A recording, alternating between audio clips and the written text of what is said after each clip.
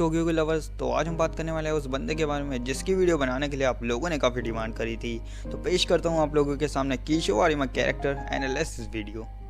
तो इस वीडियो में हम शुरू से लेकर एंड तक कीशो आरिमा के सारे राज खोलेंगे, जैसे कि उसने अपने ही क्वीन के से अपना गला क्यों काटा।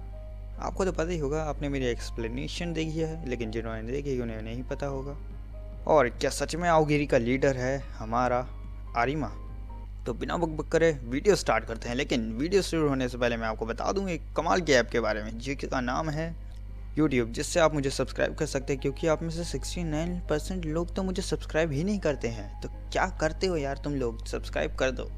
और नहीं भी कर रहे हो ना, तो ये वीडियो देखने के बाद तुम पक्का करने वाली हो, क्योंकि इस वीडियो में काफ़ी कुछ बताने वाला हूँ। तो चलो फिर वीडियो स्टार्ट करते हैं। कीशो आरिमा को हम जानते हैं कि कीशो आरिमा शुरू से ही सबसे स्ट्रॉन्गेस्ट कैरेक्टर रहा है टोक्यो गूल का, ह्यूमन में देखा जाए तो। चाहे उसका एनिमे उसे कुछ भी कहता रहे, उसका काम है लड़ते रहना और वो शांति से लड़ता है हर किसी से। और उसका यही स्टाइल, इसी स्टाइल की वजह से वो आपका और हम सभी का फेवरेट कैरेक्टर है। आरिमा फाइट करते हुए 2 क्विंके का यूज़ करता है, जिनमें से एक ब्लैक वाला उसके डिफेंस के लिए भी काम आता है, और जो कि उसका तीसरा क्विंके है, जो कि उसने आज तक एक ही बार इस्तेमाल करा है, जो कि है हमारे कैन कानेकी के ऊपर। तो 18 साल से ही आरिमा जो है वो गूल्स को मारता आ रहा है। शॉर्ट में कहूँ तो आरिमा शुरू से ही सबसे स्ट्रॉन्गेस्ट कैरेक्टर रहा है सीसीजी का। शॉर्ट में कहूँ तो आरिमा शुरू से ही सबसे ताकतवर इन्वेस्टिगेटर रहा है सीसीजी का, और वो कभी भी किसी भी गूल से हारा नहीं है। तो आरिमा को हमने पहली बार टोक्यो गूल के सीज़न 2 में देखा था, लेकिन अगर हम टाइमलाइन के हिसाब से देखें तो हमने सबसे पहले आरिमा को देखा था टोक्यो गूल जैक में, जिसे लोग मूवी भी कहते हैं और एपिसोड 1 भी कहते हैं। तो जिन्हें नहीं पता टोक्यो गूल जैक क्या है, उन्हें मैं बता दूं कि ये टोक्यो गूल स्टार्ट होने से भी पुराना है। जब कानेकी शायद बहुत छोटा बच्चा था और उसको उसमें नहीं दिखाया गया है। जो लोग सोच रहे हैं टोक्यो गूल जैक में हमें कानेकी भी देखने को मिलेगा, वो नहीं दिखाया गया है उसमें। हमें उसमें होजी और आरिमा और एक और, जिसके बारे में आपको स्पॉइलर नहीं देने वाला, इन 3 स्टूडेंट्स को दिखाया गया है, जिसे मैं कहूँगा कि आपको जाके देखनी चाहिए, ज़रूर देखनी चाहिए। अगर आप सीज़न 1 और 2 आपको अच्छे लगते हैं टोक्यो गूल के। अगर आप चाहो तो मैं इसे एक्सप्लेन भी कर दूँगा। मैंने भी सोच रखा है कि मुझे एक्सप्लेन करना है टोक्यो गूल जैक। तो टोक्यो गूल जैक देखने के बाद हमें ये पता चल गया था कि आरिमा हाई स्कूल से ही एक गूल इन्वेस्टिगेटर था। तो हमें ये सोच ही सकते हैं कि उसे कितना ज़्यादा एक्सपीरियंस है। लेकिन ये सब जो भी मैंने बताया, ये सब तो आरिमा की खूबियाँ हो गई। लेकिन हमें तो जानना है कि टोक्यो गूल में आखिर आरिमा का गोल क्या था, आखिर उसका क्या मकसद था टोक्यो गूल में। तो मैं आपको बता दूं कि अब आगे बहुत ज़्यादा खतरनाक स्पॉयलर्स आने वाले हैं, और बाकी आपकी मर्ज़ी, ठीक है। तो यहाँ से सारे डाउट तुम्हारे क्लियर हो जाएंगे, जिन लोगों के डाउट है मन में कि टोक्यो गूल जिन्होंने पूरा देख लिया है सीज़न 4 तक, उनके सारे डाउट क्लियर होने वाले हैं। तो आरिमा का मकसद टोक्यो के सभी गूल्स को मारना नहीं था। सभी को लगता है कि वो एक इन्वेस्टिगेटर है तो इसका काम है गूल्स को मारना, लेकिन ऐसा नहीं है। सच्चाई बिल्कुल उल्टी है। आरिमा का मकसद था सीसीजी को टेक डाउन करना, जो कि वाशु क्लैन के कंट्रोल में था। तो सब सोच रहे होंगे कि भाई सीसीजी के लिए तो काम करता था अपना आरिमा, तो वो ऐसा क्यों करेगा। So let me explain. तो जब आरिमा ईटो से पहली बार मिला था, तो जब शुरुआत हुई थी आओगिरी के उनके नए लीडर के साथ, जो हमारा आरिमा है।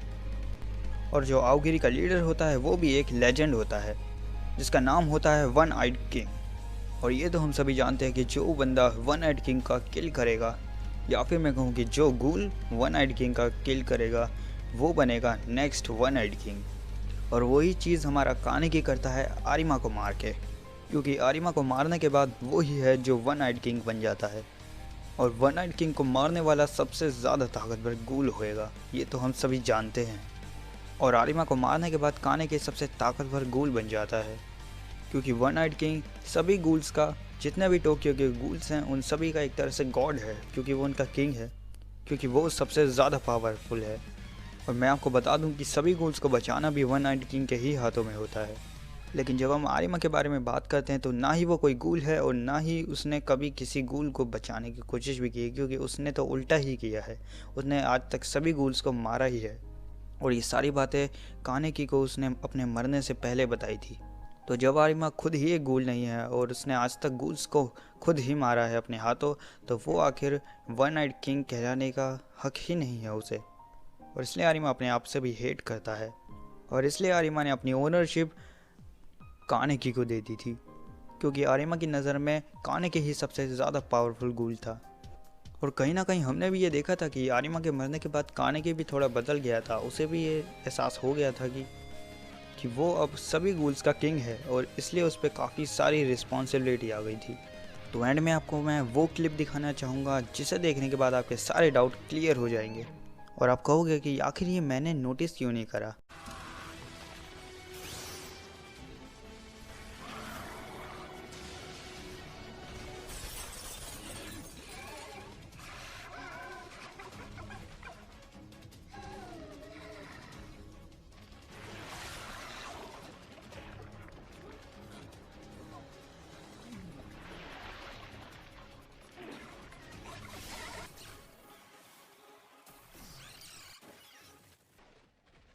तो इसमें हम साफ साफ देख सकते हैं कि आरिमा फाइट के दौरान ईटो से कुछ कहता है, जिसके बाद ईटो भी वहाँ पर उससे थोड़ा सा फाइट करके वहाँ से योशिमुरा को लेके भाग जाती है। और यहाँ तक कोई भी शक की बात ही नहीं है कि आरिमा ने उससे यही कहा होगा पक्का कि थोड़े से ड्रामे करके यहाँ से निकल जाने के लिए, क्योंकि ये सब उनकी एक एक्टिंग थी। और फिर आरिमा भी वही करता है, वो भी ऐसे दिखाता है कि वो उसे पकड़ने की कोशिश कर रहा है, लेकिन वन आइड आउल उससे बच के भाग गया। हालांकि आरिमा ही आओगिरी का लीडर था, लेकिन ये सभी को नहीं पता था कि वो आओगिरी का लीडर है। ये सिर्फ मेन मेंबर्स को ही पता था, जैसे कि तातारा, ईटो और नोरो। बाकी किसी को इस बात की भनक तक नहीं थी। और ये सारी चीज़ें आरिमा को अपने आप में ही एक खास कैरेक्टर बनाती हैं। लेकिन इसी के साथ साथ आरिमा ने कई बुरे काम भी किए हैं, जैसे कि योमो की बहन और टोका की मॉम को मारना।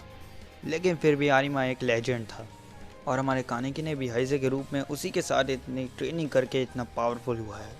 तो चलो फिर वीडियो जो है वो काफ़ी लंबी हो चुकी है। मुझे उम्मीद है कि आपको वीडियो पसंद आई होगी और सब्सक्राइब कर दो यार। 1K होने वाले हमारे, तो फटाफट 1K करवा दो। तुम्हारे लिए मैं डबिंग मैंने कितने समय से कह रखा है, इसलिए मैंने कहा 1K स्पेशल वीडियो पे आमोन वर्सेस कानेकी की फ़ाइट।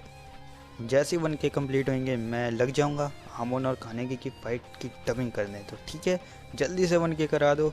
और चलो फिर वीडियो भी लाइक करना। मैंने तुम्हें काफ़ी सारे सीक्रेट्स बता दिए हैं। टोक्यो भूल गए यार, आरिमा की क्या, मैंने बहुत कुछ बता दिया है तुम्हें। ठीक है, फिर मिलेंगे आपसे मेरी नेक्स्ट वीडियो में। जब तक के लिए tata bye bye, see you and sayonara.